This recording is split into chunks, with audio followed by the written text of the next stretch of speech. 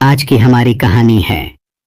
तो दोस्तों, आज की जो कहानी है वह मेरे एक दोस्त जो बिहार में रहते हैं उन्होंने मुझे लिखकर भेजी है। और बता दूं, इस 1 घंटा की कहानी में आपको बहुत सारी कहानियां बिहार की सुनने को मिलेगी, जिसमें आपको भूत चुड़ैल तंत्र मंत्र सभी प्रकार की कहानी होगी। तो चलो कहानी को शुरू करते हैं। लेकिन कहानी को शुरू करने से पहले, जैसा कि मैं आप लोगों से हमेशा कहता हूं कि वैसे तो आप लोगों ने बहुत सी हॉरर कहानियां सुनी होंगी, लेकिन मुझे पूरी उम्मीद है कि आज की हमारी यह कहानी सुनकर आपको सच में डर का एहसास होने वाला है। बस मेरी आपसे इतनी गुजारिश है कि आप अगर इस कहानी को पूरा सुनेंगे तो आपको सच में बहुत ज्यादा मजा आने वाला है। साथ ही अगर आप पहली बार हमारे इस चैनल पर आए हैं तो चैनल को अभी सब्सक्राइब कर लीजिए। ऐसा करने से हमारी और आपकी नज़दीकियां बढ़ जाएंगी और आगे आने वाली वीडियो आप तक आसानी से पहुंच जाएगी। तो ज़्यादा समय ना लेते हुए जल्दी से अपनी कहानी को शुरू करते हैं। बिहार एक ऐसा राज्य है जिसे भोजपुरी, मैथिली और ऐसी ही कई भाषाओं की मिट्टी कहा जाता है। कुछ लोग छठ पूजा जैसे भव्य त्योहार के लिए लोग बिहार को मानते हैं, तो वहीं कुछ लोग कजरी गीत और मधुबनी कला के लिए इसे याद करते हैं। वैसे मैं आपको बता दूं कि मेरी नानी खुद बिहार से हैं और उन्होंने मुझे काफ़ी अच्छी बिहारी और भोजपुरी सिखा दी है। खैर, इस धरती पर कई ऐसी कहानियां और लोक कथाओं का जिक्र है। कहा जाता है कि जो तर्क और वितर्क के परे हैं, यह कथाएं अनजान शक्तियों से लस हैं, जो यह बताती हैं कि इंसानों की दुनिया के पार भी कुछ सच्चाई होती है। और ऐसी ही कुछ कहानियां आज हम सुनेंगे जो बिहार के अलग अलग कस्बों से आई हैं। So without wasting any further time, let's start this story. Bihar, जहां मैं बचपन में रहा करता था, वह साल मैं अपने पूरे परिवार के साथ वहां रहा करता था।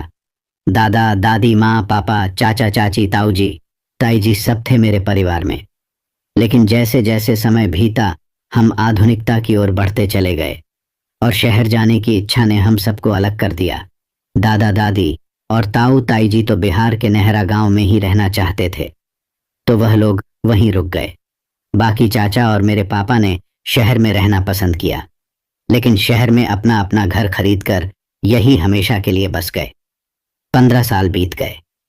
दादाजी से मिले दादी तो उसी साल गुजर गई जब हमने अलग होने का फैसला किया था। 15 साल बाद मैं वापस नेहरा जा रहा था अपने दादाजी और ताऊ ताई से मिलने के लिए। ताऊ जी और ताई जी की कोई औलाद नहीं थी, तो वह मुझे ही अपना बेटा मानते थे। वैसे मैं तो आपको अपना नाम बताना ही भूल गया।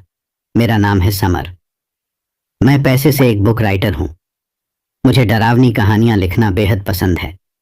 मैंने कई सारी कहानियां लिखी थीं, पर इतनी सारी कहानियां लिखने के बाद मुझे अब कुछ भी समझ नहीं आ रहा था कि मैं आगे क्या लिखूं। मुझे काफ़ी ज़्यादा स्ट्रेस हो गया था यह सोच सोच कर, और इस वजह से मैं बहुत ही ज़्यादा बीमार भी पड़ गया था। तो डॉक्टर ने मुझे कहा था कि मुझे शांत वातावरण में रहने की ज़रूरत है। इस पर पापा ने कहा कि गांव से अच्छा शांत और साफ वातावरण कहीं नहीं मिल सकता, तो मुझे नेहरा चले जाना चाहिए। और मैं भी दादाजी से मिलने के लिए बहुत ही ज़्यादा एक्साइटेड था, तो नेहरा जाने के लिए मैं निकल पड़ा। नेहरा जाते जाते रात हो गई थी। उस वक्त गांव में बिल्कुल सन्नाटा था और जो मेरा घर था वह गांव की आखिरी गली में था। वहां तक मुझे पैदल जाना था, तो मैं बस अपना सारा सामान लेकर चलने लगा। अब रात को गांव का माहौल कैसा होता है यह तो आप जानते ही हैं। उस समय ठंड का दिन था, बड़ी कड़कती ठंड पड़ रही थी। पापा ने दादाजी को खबर कर दी थी कि मैं आ रहा हूँ। रात के 11 बज रहे थे और मैं जानता था कि दादाजी लोग सभी मेरी राह देख रहे होंगे। जब मैं इस गांव से गया था तब मैं 15 साल का था। मुझे अच्छे से याद थी ये जगह। उस समय नेहरा बिल्कुल वैसा था जैसा मैं छोड़कर गया था। हाँ, कुछ नए मकान मुझे नजर आ रहे थे जो पहले वहां नहीं थे। शायद गांव वालों ने और घर बना लिए थे। मैं चला जा रहा था कि अचानक से एक गली से कुछ कुत्ते भागते हुए मेरी तरफ आए, जिन्हें देखकर मैं डर गया। मुझे लगा कि वह मुझे काट लेंगे, इसलिए मैंने तुरंत उन्हें मारने के लिए एक पत्थर उठा लिया। वह कुत्ते भौंकते हुए आए और मैंने उन्हें दूर भगाने के लिए एक पत्थर मारा। मुझे लगा वह डर के मारे भाग जाएंगे, लेकिन उल्टा उन्होंने मुझ पर हमला कर दिया। 2-3 कुत्ते मुझ पर झपट पड़े और मैं चिल्लाने लगा। मेरी आवाज़ सुनकर कुछ घर की बत्ती जल गई और लोग बाहर आ गए। जब उन लोगों ने देखा कि कुत्तों ने मुझे पकड़ लिया है, तो वो लोग मुझे बचाने के लिए घरों से डंडा लेकर बाहर आए और उन्हें भगा दिया। मुझे काफ़ी खरोच आई थी, तो एक बूढ़े आदमी ने कहा, अरे बेटा, ठीक बाड़ा तू? मेरे गांव के लोग बिहारी और भोजपुरी ज्यादा बोलते थे, तो मैंने कहा, हाँ काका ठीक हूं। मैं तो काका ने कहा, राहुल परिचय बेटा। मुझे भोजपुरी थोड़ी कम समझ आती थी, क्योंकि घर पर सभी हिंदी में बात किया करते थे। तो मैंने कहा, जी क्या कहा आपने काका? तो काका ने कहा, अरे कौन हो भाई के करा घर आयल बाड़ा? तो मैंने कहा, जी मैं समर गिरधर लाल जी का पोता। मेरा नाम सुनकर वह लोग चौंक गए। तो काका ने कहा, अरे समर बेटवा, अरे हमरा के भूल गईला का? अरे हम गिरधरवाल में, तू हमरा घर खेले आवत रहला। हम तोहरा सज्जन दादा। मुझे याद आया कि मैंने बच में उनके साथ बहुत खेला था। उनसे मिलकर मुझे बड़ी खुशी हुई। तो मैंने कहा, अरे सज्जन दादा पांव छुओ। अरे माफ करना, मैंने आपको पहचाना नहीं। इतने सालों के बाद जो देखा, मैंने आपको तो सज्जन दादा ने कहा। अरे कोनो दिक्कत ना बचवा, हम तोहरा के गिरधर के घर छोड़ देता नहीं। तोहरा के देखने के बाद खुशी से पागल हो जाई। फिर मैं और सज्जन दादा घर की तरफ चल दिए। जब मैं घर पहुंचा तो देखा कि दादाजी घर के बाहर बने आंगन में खाट पर आराम से बैठे हुए थे। मैं और सज्जन दादा उनके पास गए। सज्जन दादा ने कहा, अरे गिरधर वालबा, हम तो देख के चौंक गई नी। अरे कितना बड़ा हो गईल बाहों।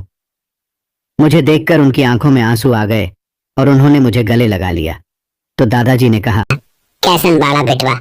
तो मैंने कहा, मैं ठीक हूं दादाजी, आप कैसे हैं? दादाजी ने कहा, सब ठीक है बेटा, आओ चलो अंदर चलते हैं।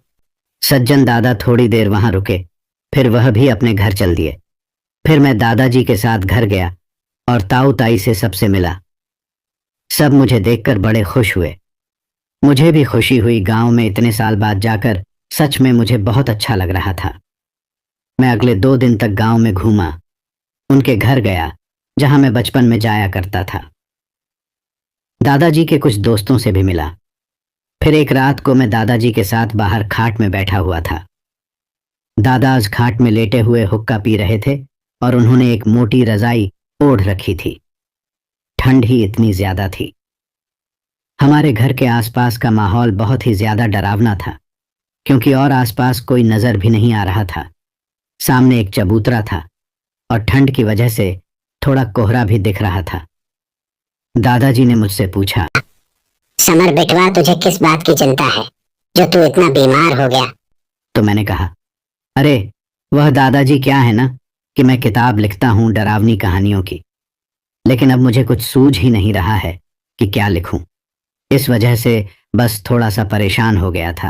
तो दादाजी ने कहा, अरे बस इतनी सी बात? अरे तो पहले क्यों नहीं बताया तूने? मैं इसमें तेरी बहुत मदद कर सकता हूँ।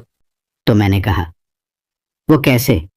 दादाजी के कुछ बोलने से पहले ही वहां सज्जन दादा और उनके कुछ और साथी घर आ गए।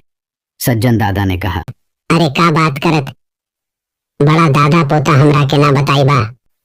तो दादाजी ने कहा, हे मर्दे, उस समर बेटवा के भूतिया कहानी सुने के बाना तो वही बवत रहनी। तो इस पर सज्जन दादा ने कहा, अरे गिरधर, यहाँ के साचो कहानी हम सुनावा तानी। तो मैंने कहा, जी आप लोग हिंदी में बात करो ना, मुझे बिहारी कम समझ आती है। मेरी बात सुनकर वह सभी हंसने लगे। तो दादाजी ने कहा, अरे बेटवा सज्जन कह रहा है कि मैं तुम्हें यहाँ पर घटी सच्ची घटनाओं के बारे में बताऊं।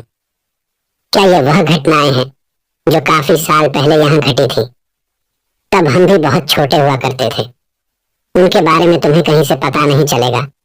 आजकल तुम लोग अपने फोन से सब कुछ पता कर लेते हो, लेकिन जो बात अभी मैं तुम्हें बताऊंगा वह तुम्हें कहीं से पता नहीं चलेगी, क्योंकि उस जमाने में फोन नहीं हुआ करते थे।